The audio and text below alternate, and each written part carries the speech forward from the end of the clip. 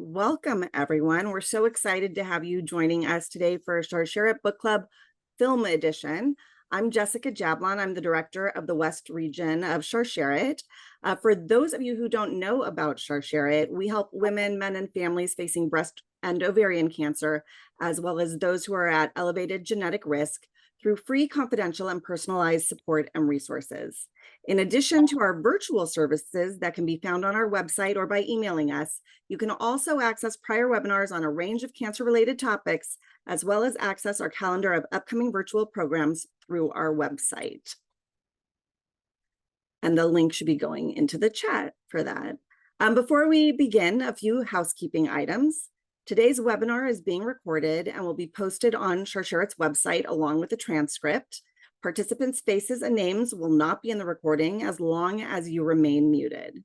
If you would like to remain private, you can turn off your video and rename yourself, or you can call into the webinar, and instructions are in the chat box now for both options. You may have noticed that all participants were muted upon entry. Please keep yourself muted throughout the call. If you have questions for our panelists, put them in the chat box, either publicly or click on Sharsheret in the chat box to submit a private question, and we will ask them throughout the program. We will do our best to get as many answered as we can. We will also send up a follow-up email from today's webinar with the recording in the next week or so.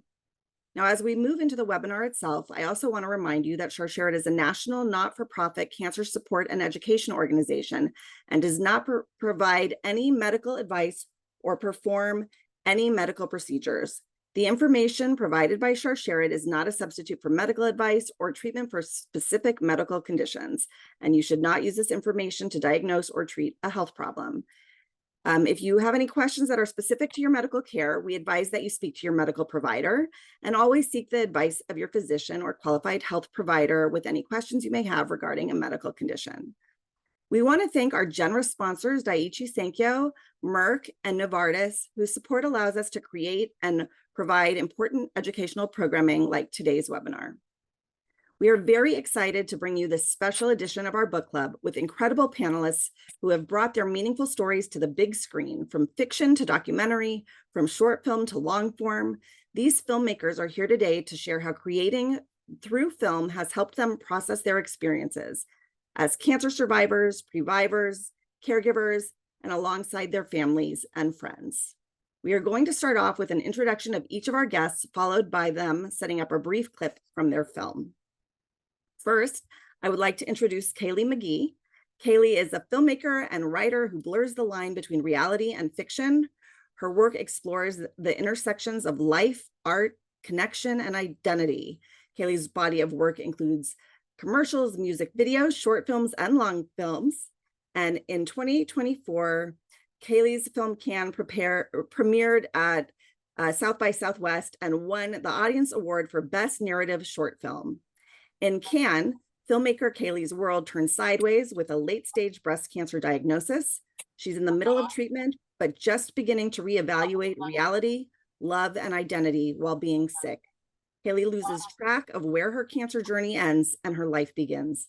As the voice inside her head toggles between existential crisis and self-actualization, Kaylee resorts to the only way she knows how to heal: figure out a way to watch a version of her journey unfold on the screen.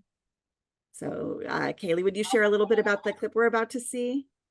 Yes, thanks so much, Jessica. And I'm so grateful and honored to be here. The clip that you're going to see, really the synopsis you shared tees it up perfectly. We're almost to the emotional climax of the film where my character is fantasizing and blurring the lines between my cancer experience and all of the emotions and fantasies of what I hope and dream about. Great.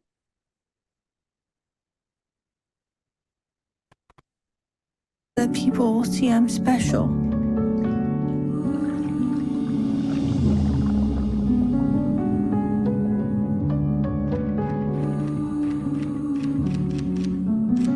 I want you to come closer. I'm scared. I'm scared too.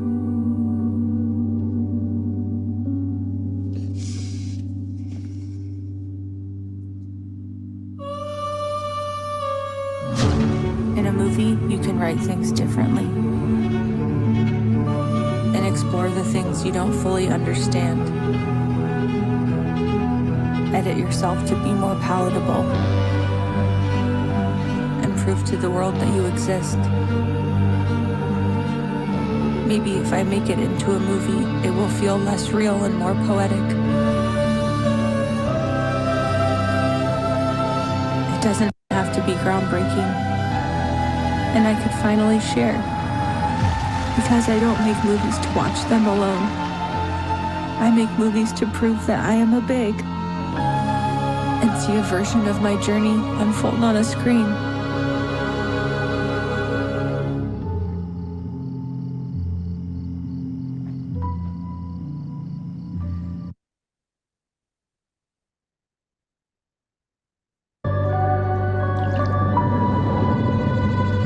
There we go. So in your film, you say that you contemplate that making a movie may make the experience less real and more poetic. Is that the case?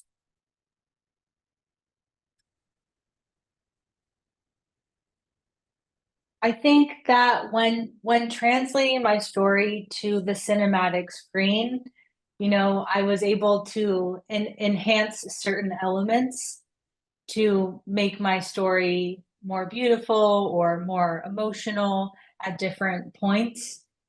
And that is a little bit poetic, but at the same time, I think it was coming from such a raw place that it's really just like not that poetic, because it's just like the most like basic human emotions, fears, grief, um, everything all at once. And I guess that is poetic if you look at it, but it's also just life. Yeah, well, I think raw it's funny because when we were watching the film, that was the word that kept coming up for our team, was that it was just so raw and powerful. And we look forward to having you on and asking some more questions in a little bit. We're gonna now introduce our next filmmaker, Justin Superstar, who is the director of the documentary Mom and Dad's Nipple Factory, and his mom and inspiration and star of the film, Randy Johnson. Justin, also known as Justin Superstar, is an Emmy-winning filmmaker who has been creating popular online content for over 25 years. His documentaries aim to engage audiences with down-to-earth tales that authentically explore the lives of extraordinary people. His most personal film to date, Mom and Dad's Nipple Factory, premiered at the Milwaukee Film Festival and went on to play Docklands, Port Townsend Film Festival, and other notable festivals.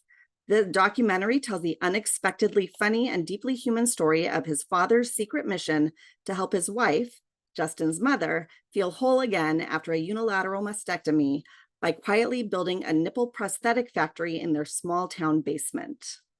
So welcome. Would you please share a little bit about the clip that we're going to be seeing? Yeah, well, I think this clip really kind of sets up the beginnings of the transformation into the main story. So go ahead and roll it.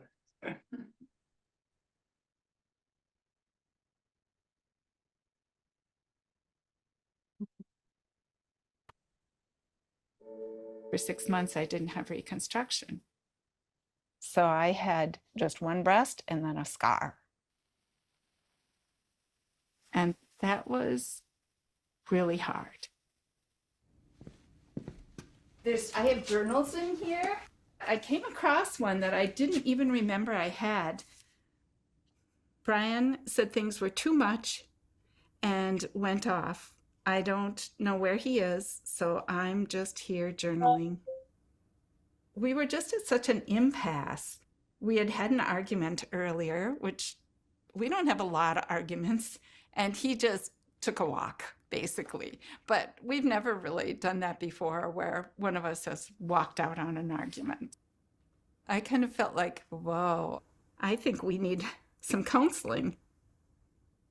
There just was not quite the same intimacy, that we're used to. So there was tension. And I hear so many stories of women whose husbands or boyfriends ditch them. It was the most complicated emotions that we've had to deal with. And I don't know where we would have gone with it.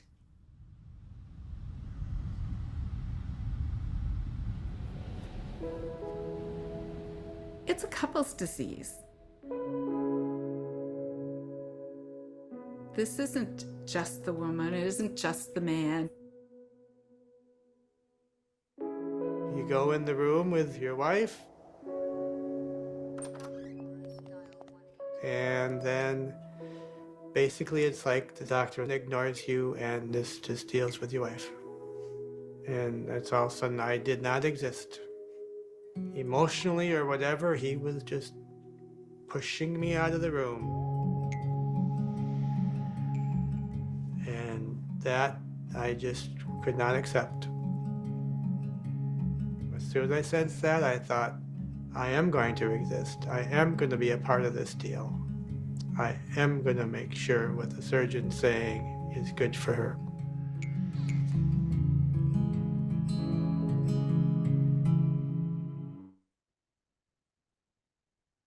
So Justin, would you tell us about the origin of the film and the origin of the film and what initially sparked the idea to make this film? Yeah, well, Mom can tell you how I pitched it to them. Yeah, that was my next question. Yeah, he said that he was going to make a 5 to 8 minute short on our story. So that kind of sounded like, I guess that's doable. For It's a me, weekend or two, it's easy. it was 8 years. It was 8 years, yes. But I didn't mind. I like being part of this, but of course for Brian, he's very private, and this was a gift to Justin for him to cooperate. It was not his kind of thing. He doesn't like the limelight. Well, you can definitely see that you're a lot more exuberant and he's definitely a little more introverted, in throughout the film. And it's really, really just a beautiful thing to watch him wanting to take care of you as you're going through it all. Yeah, I think with that clip as well, it's really about that caretaking aspect that is so important for people whose partners go through this as well.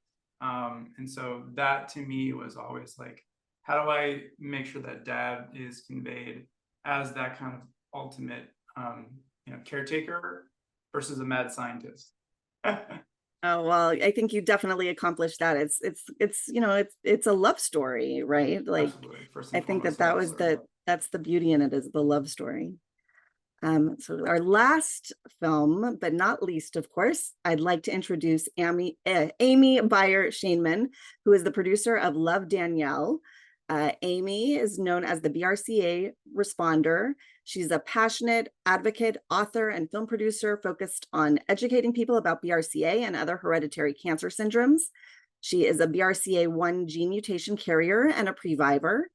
She has shared her BRCA story through various media outlets, using her voice to raise awareness about hereditary cancer. Her memoir, Resurrection Lily, the BRCA Gene, Hereditary Cancer, and Life-Saving Whispers from the Grandmother I Never Knew, won 14 Independent Book Awards and was a 2020 National Library of Medicine Book Club selection. Most recently, she produced Love, Danielle, the first ever scripted feature film to explore the decisions and issues faced by individuals with a BRCA mutation who have not been diagnosed with cancer. The film features an all-star cast, including Devin Siddell, Jamie King, Barry Bostwick, and Leslie Ann Warren. Love, Danielle is currently screening at film festivals worldwide. Welcome, Amy. Would you like to set up the clip we're about to see? Yeah, sure. So this clip, it's of the sisters, played by Devin Siddell and Jamie King, excuse me. And so they're Danielle and Amy, and they're both BRCA1 gene mutation carriers. Amy currently has a breast cancer diagnosis. Danielle, she is a previvor. She has found out that she is a BRCA1 gene mutation carrier. She has just seen a genetic counselor and she has just seen a fertility doctor. And she's heading over to Amy's apartment. And that's where we go in this scene.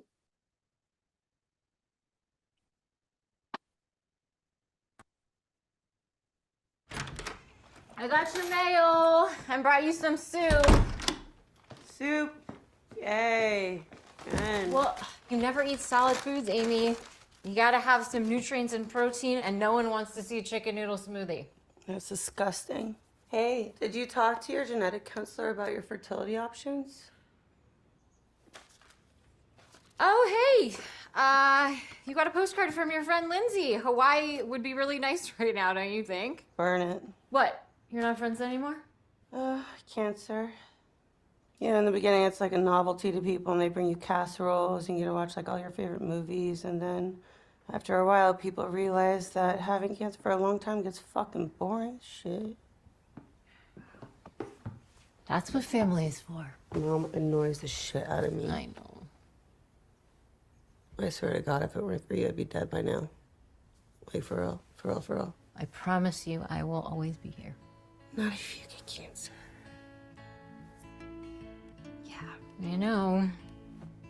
I don't want to have to go through. Chemo? Yeah. I do not recommend it. It gets 1.5 stars. When you take it, you feel like you're going to die. If you don't take it, you may be dead. Plus, I don't think the universe is going to give it to you because you would not look so good bald like me. So that's my signature right now. If you knew that a plane had a 50% chance of crashing, would you still get on it? I feel like my ovaries are ticking time bombs. Amy, Pat and I decided to try for kids. But I went in for an ultrasound yesterday and they found something weird, I guess. The fuck? Why are you just telling me this now? I didn't want to upset you. And please do not say anything to anyone because I haven't even told Pat. Danielle. Aunt Ruth, okay? Why haven't they called you yet? What are they telling you? They should be calling me anytime now. Amy, what if I fucking already have ovarian cancer? What if I'm already on that plane?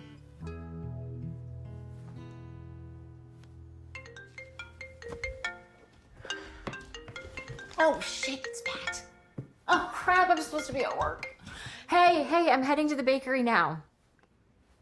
What? No, I put in that order last week. I know I did. Okay, well, I'm on my way.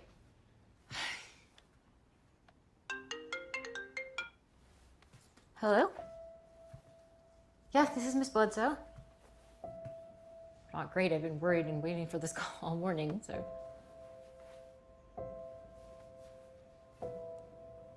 Okay, yeah, I will. Thank you.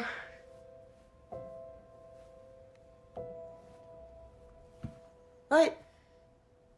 I'm okay. It's okay. It was just a fluid-filled cyst.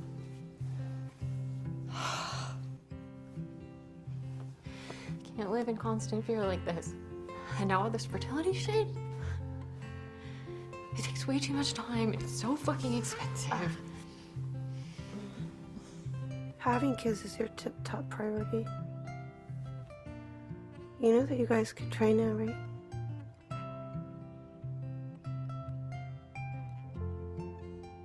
Oh my God.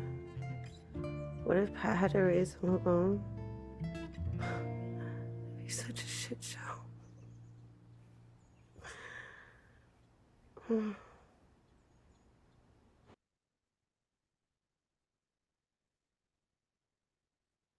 I love in the film the sister relationship there is just so beautiful.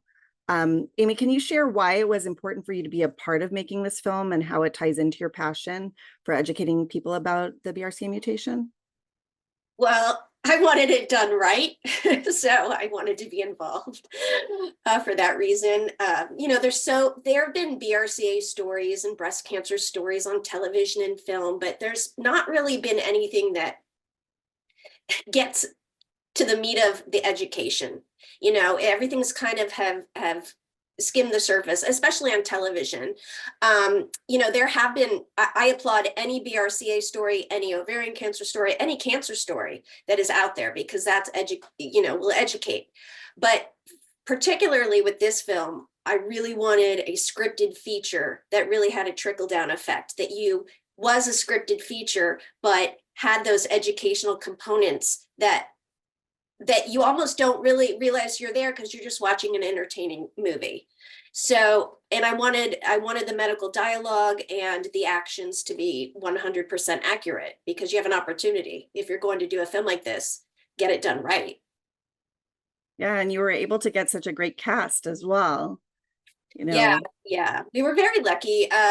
You know, Devin, our lead actress, had actually worked with Leslie Ann Warren years ago. She had played her mother previously when Devin was like 9.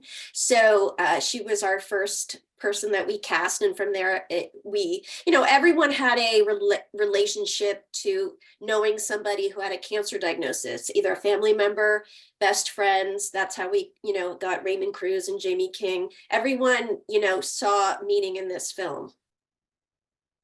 I love that. That's it makes it even like a passion project, right? Which I think all of these films were passion projects, because they're also personal, which actually brings me back to my next question, which is it's actually for all of our panelists. Creating a film that draws from such a personal and intimate story can feel incredibly vulnerable. What gave you the courage to share artwork that reflects the medical journey so openly?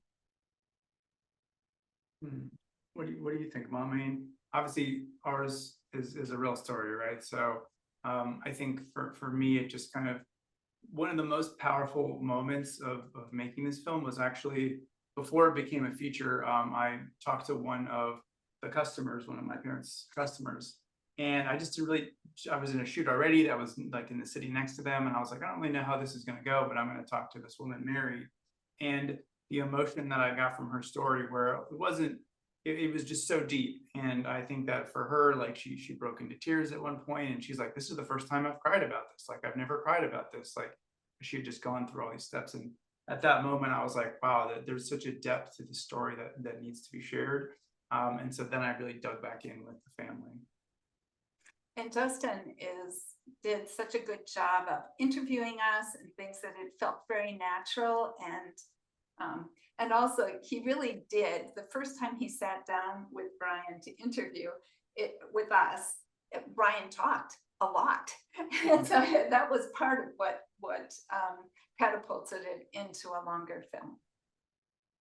Oh, well, yeah, I mean, it's really interesting in the film how, like, you can see he's so thoughtful about what he's going to say, and just how he came up with the idea to make the nipples was such an interesting process. And when he's talking to the doctor and the dentist and all of the stuff, it's like it really does like take such an innovative mind to be able to come up with that kind of a product. And yeah, I was just curious, like can you talk a little bit about how your relationship with him evolved from when you were diagnosed and going through treatment, and now you're in this business together? I was just realizing fresh today, I think we keep learning what our journey really is as we go, and the film is part of it. But I was working full-time at a new job, and I was working a lot of hours, and Brian did everything. I mean, he did the meals, he did the housework, he was just, because he was at that point, he was mostly working as an independent business, starting our nipple factory was in the very early stages, and it wasn't a ton of hours, so he had the flexibility. And also just, he, like I say in the movie, he thinks of my needs before I do. I'm pretty stoic, and I'm like thinking, well, I'm just going to have the breast removed and just go on and I could be okay. And I think in some ways it can seem selfish, like guys are very visual. And I think it really troubled him, partly for him, but also I think he knew I needed that. And it's so true. I mean, I think eventually down the line, it would have hit me that I don't like looking like this. You know, I want to feel normal. And he was always a few steps ahead of me in even before I'd even realized my own needs. And working together as a business is just kind of an incredible silver lining for us because we are so different. And at this stage of life, I would just be off volunteering and he would just be his little hermit self, you know, at home probably. We wouldn't have been working together. And this just utilizes his skills and my skills. So I get to be the customer service and outreach, marketing and things, and he does the technical innovative. So it's really been wonderful to have something that we do together. So not, like, I love that. I love having significant work to do. You know, it touches people's lives. So it brings more meaning to what I think when we feel like, I think everyone here has experienced that when our story becomes more public, then you realize you're making a difference for others who are going through a similar thing. Yeah, I think, you know, you all are talking about the importance of storytelling and, you know, how it can help others. You know, what impact did making the films have on you? Kaylee, why don't we start with you? Well, I was in the thick of chemo, and when I decided to write and produce, star, and direct this film, which looking back was sort of insane. And then I went into surgery and finished filming. And the impact that it had on me was it gave me a project. It gave me a very important project that was something bigger than myself, where I was able to be in community with my favorite collaborators and filmmakers to bring this story to life. And I was processing what was happening to my body and spirit as we were making it. And the film was really evolving during that process. So it also was such a beautiful gift of healing through art and healing with my like favorite trusted people who were there physically in the space with me. It's so important, like what you're saying and what you know, Randy and Justin Superstar is saying. It's like you know, the people who are around you, you know, really supporting you, it sounds like really made a difference as you're, you know, in your experience as well as in the process of making the films. Yeah, Amy, do you want to? Yeah, well, the story is, you know, Devin, who's the lead actress, is also the co-writer of the story. It's loosely based on her own story and very similar to what Kaylee was just saying. I don't want to speak for Devin, but I know her answers to these questions because we've done a lot of Q&As, and I know it was very similar in terms of it was very healing for her, like a way to process what was happening to her. Almost writing the script and going through it was very healing for her. So, you know, and just being on the other side of it and watching her actually act those feelings, you know, Devin's just fantastic because she had to relive a lot of stuff and she just was able to go there. I think for us as well, like you guys are all talking about it, like the people that we were sharing our physical space with when we were making this documentary was other people in the family. And for me, that journey inspired me to, in 2020, move back to Minneapolis so I can be close to my family. Like it really unified our family. And I expect you guys had similar situations as well with the people you were creating this with. Yeah, and because just in the beginning of the film, you are like, waiting to, to process it. Like you didn't even respond to the email, if I recall, Yeah. originally, right? So the film, it sounds like really brought you guys closer together. Well, and even my cancer diagnosis, because Justin, as the film had kind of drifted from the family, and it was coming back home that Christmas, right after my mastectomy, when we were all together, that he had spent more time with his siblings and just kind of had a fresh sense of how important family is. So even my diagnosis in the film also really brought us a lot closer. Yeah. And I think for me as well, now being closer to family, I've got this cool scar on my head because I was diagnosed with brain cancer a couple months ago. So being close to family to me is extra important because, I can be with them as I go through this particular journey. And they have a 1-year-old baby that has been so wonderful that they're close. Again, it's who would have known? Hopefully, Justin, your treatment is going well and all of that, and our thoughts are with you as you're going through your own experience. Kaylee, we already kind of covered this, but like the biggest descriptor of your film really is raw. And you laid out the full depth of emotions that one may experience or that you may have experienced.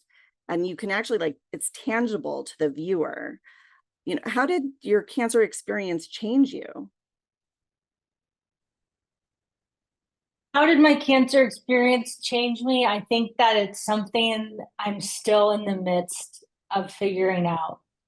At the beginning, when I was diagnosed, I remember thinking, okay, it's like 2 years of stuff I got to get through. I just got to get till the end and then I'll be good. And now I'm in acceptance of that there's no clear black and white end. It's this blurry thing where the cancer journey ends and life begins and it's all the same. And I think the way that I know that it's changed me for sure is clarity on who I love and what is the most important things to me in life and how I want to spend my time while I'm here. And it's also made my heart grow a half size or a full size bigger in my ability to be compassionate to other people, in that when you meet people on Zoom or at a coffee shop or on the street, you never know what they're going to experience or what they are in the midst of experiencing. And that's something that I learned when I was sick and hasn't left me. Yeah.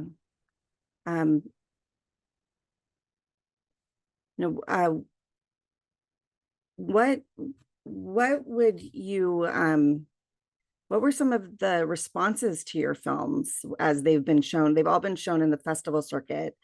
Can you share what the feedback is and if people have come up to you afterwards and I guess Amy, to start with you, especially because yours is there's so much knowledge that can be gained from your film. Yeah, I mean, the responses have been all over the place in a great way. From a medical standpoint, I'll tell you, a doctor, we just did a screening locally here, and my own physician, my own OBGYN came, and he looked at me after, he said, Amy, I've been doing this 1,000 years. You enlightened me. That's what he said. He's on the other side of it so much. And so he got to see the whole patient experience part of it from a whole new angle. So that was really exciting for me to hear. Patients, I've had women who are going through these surgeries and they just watched the film and coming up to me crying, saying, oh my gosh, I feel seen. Thank you. And also being, really emotional.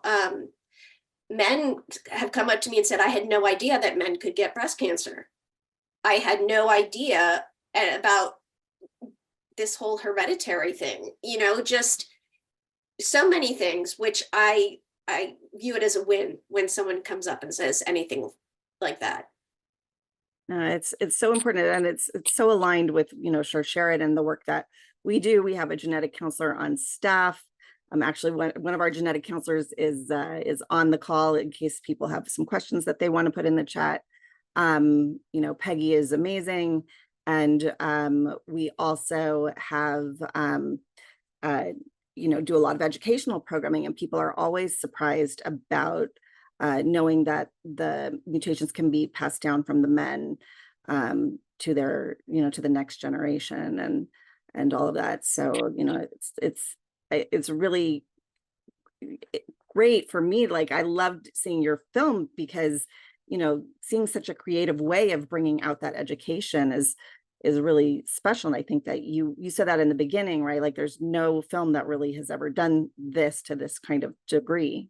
Yeah, no, yeah, Love Danielle's the first ever scripted feature film that features a BRCA gene mutation carrier, you know, their experiences, who does not have cancer, a previvor, basically. Yeah.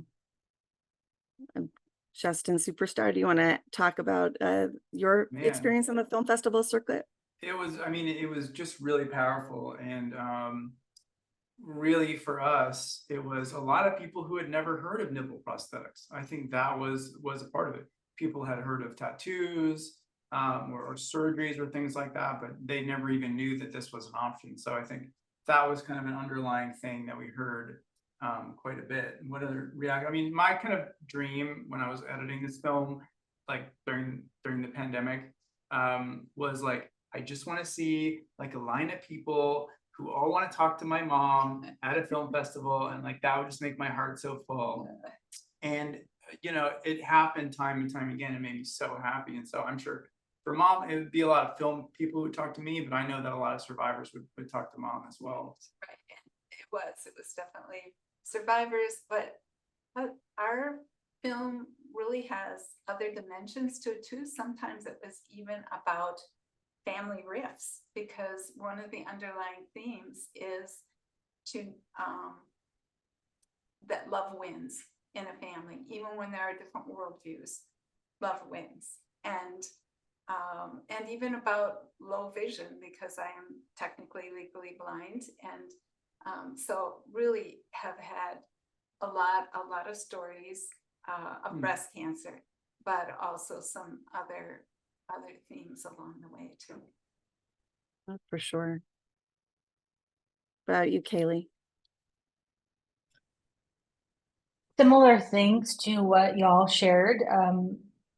And also, I think people who had cancer, who have touched cancer their lives in some way, as caregivers, or just people who've never touched cancer, responded to the humanity of my film about whatever journey we're on. I think to some degree, we're trying to figure out who we are and what is our purpose and what is the meaning of life.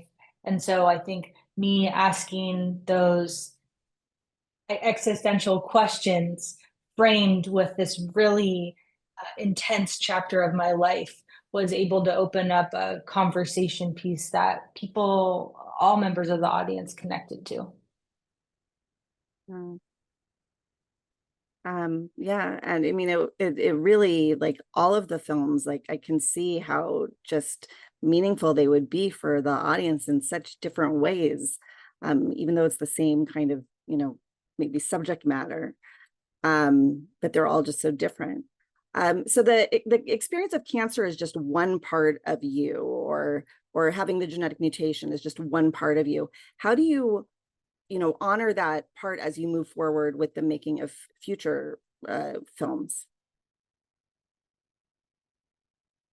I mean, we hope that we don't have a sequel to Mom's breast cancer. You know? Right, but does it inform any work? Like, is there anything that you took from making that film that you might use in the next film? Gosh, I mean, I think for me, like a big thing was just really embracing like the raw honesty of a story. And so the next time that I tackle a story, just making sure that like I'm really getting into the nitty gritty of the core of it. And again, I don't think mom and dad are going to do a sequel. We were pitching this film once to someone who maybe they're going to offer us funding to kind of finish the film or whatever. He's like, let's do a third act where your dad has a briefcase full of nipples and he goes to China and he's trying to sell them. And I'm like, I almost hung up. I was like, that is never happening. So dad will probably never appear on screen again. There was some talk of a narrative, but that's a far. Or a narrative version of the film, yeah.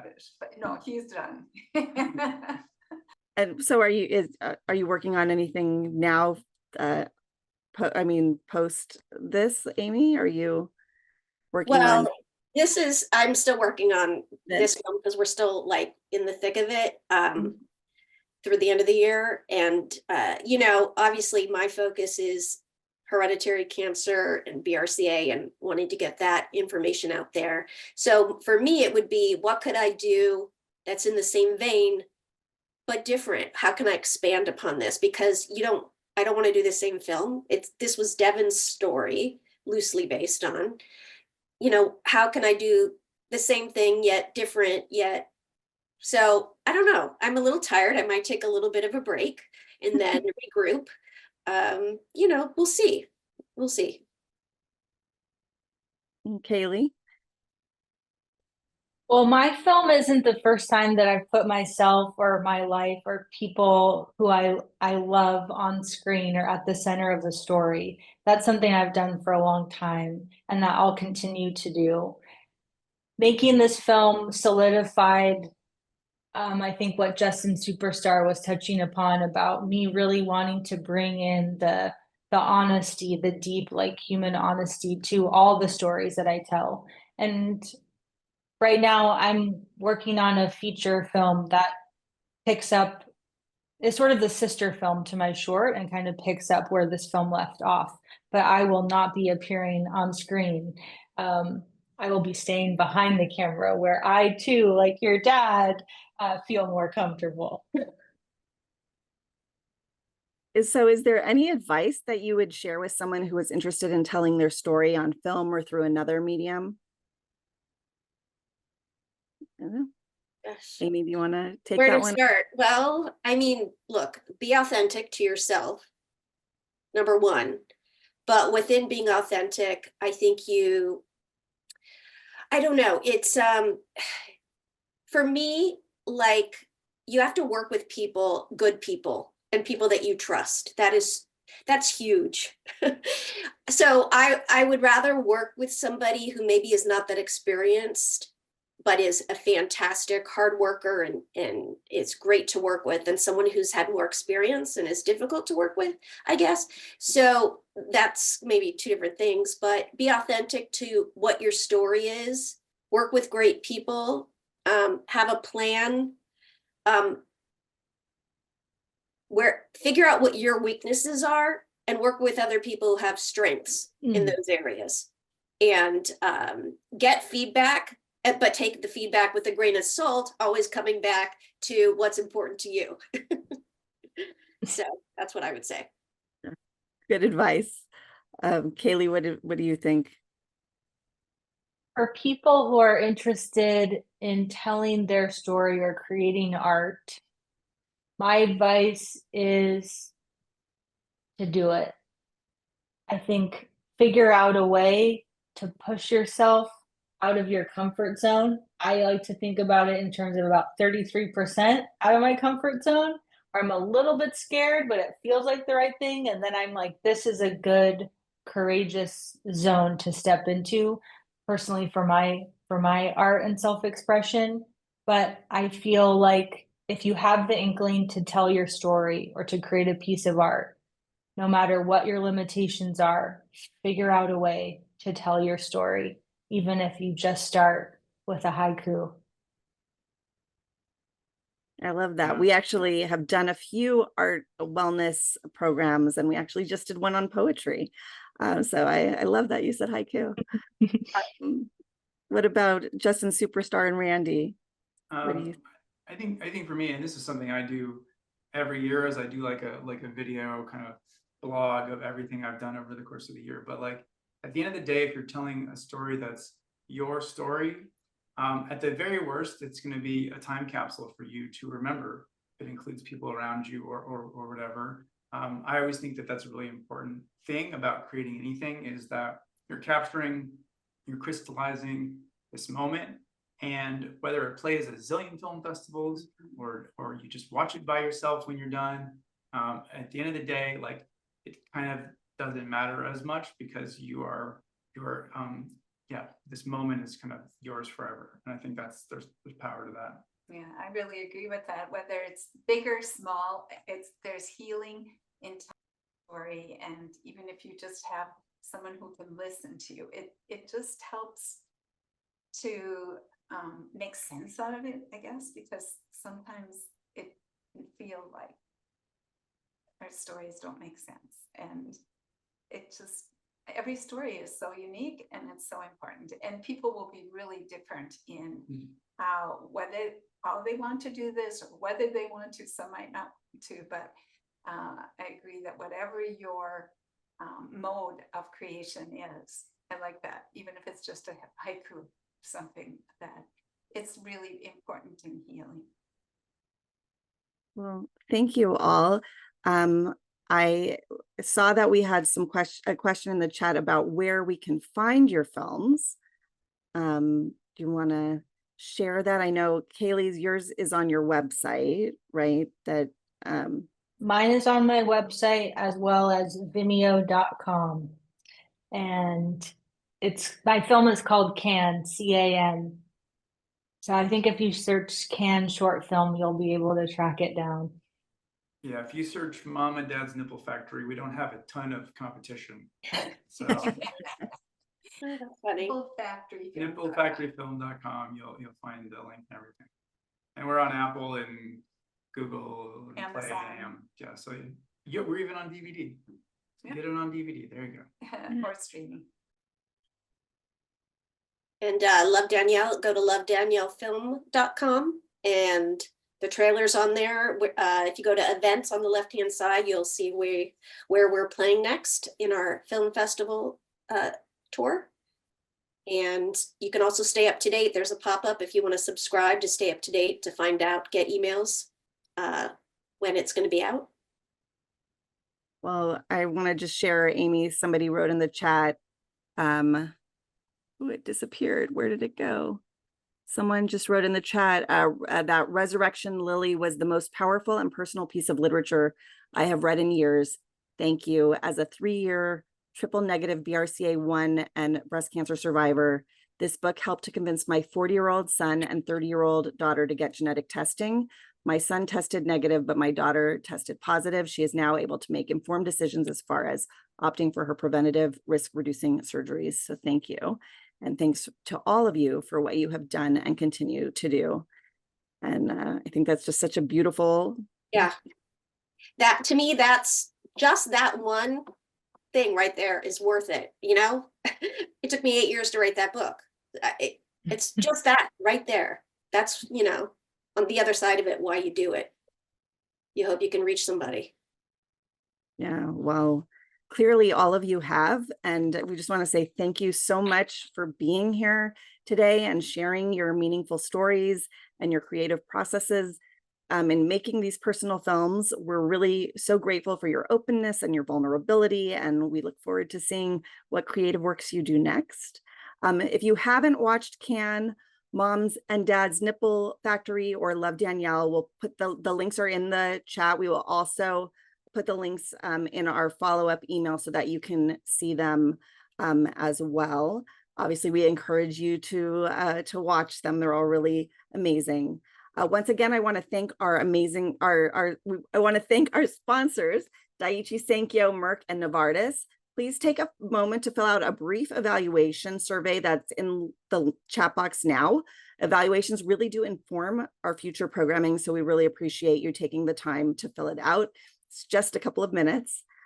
Please never forget that our social workers and genetic counselors are here for you and your loved ones. Sharsheret provides emotional support, mental health counseling, genetic counseling, financial assistance, and other programs designed to help navigate you through the cancer experience. All are free, completely private, one-on-one. Our phone number is 866-474-2774. You can also email us at clinicalstaff@sharsheret.org. Finally, we are constantly updating our calendar with upcoming webinars. Our next national webinar is From Diagnosis to Dignity, Navigating LGBTQ+ Lives and Cancer Care on Monday, June 23rd at 8 p.m. Eastern. And it will share life-saving information about LGBTQ+ cancer screening health disparities and tools for navigating the cancer journey for LGBTQ+ folks before, during, or after diagnosis. The link to that is in the chat. Please visit our website to find upcoming webinars. The link to our calendar of virtual events should be in the chat. Again, please fill out our evaluation. We really would appreciate it. And we're just so glad that you're able to join us today, and we hope to see you soon.